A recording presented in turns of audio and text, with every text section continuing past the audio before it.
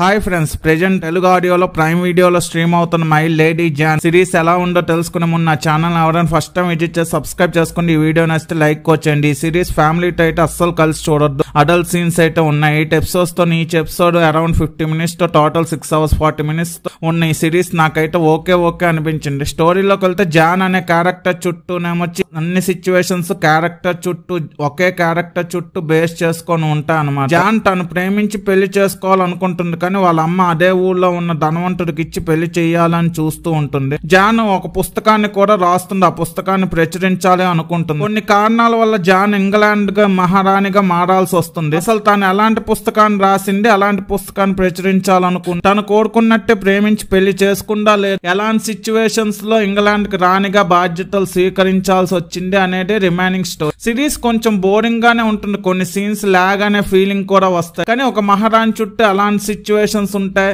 ఎలాంటి మనుషులు ఉంటారు అనేది బాగా చూపించారు. లవ్ స్టోరీ కూడా పర్వాలేదు, బాగానే ఉంది. రొటీన్ గానే ఉన్నప్పటికీ ఓకే.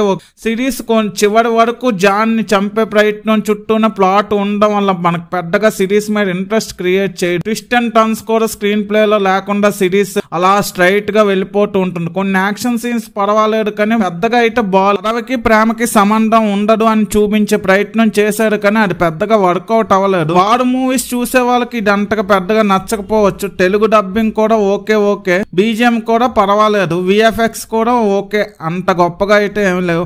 హిస్టారికల్ అడల్ట్ డ్రామాగా వచ్చిన మై లేడీ జాన్ సిరీస్ కి నేను ఇస్తున్న రేటింగ్ 3.5 out of 5. ఇలాంటి జెన్యూన్ రివ్యూస్ కోసం నా ఛానల్ సబ్స్క్రైబ్ చేసుకోండి. ఈ వీడియో నచ్చితే లైక్ చేయండి. ఈ వీడియో మీ friends and family members share చేయండి. Thanks for watching. జై హింద్.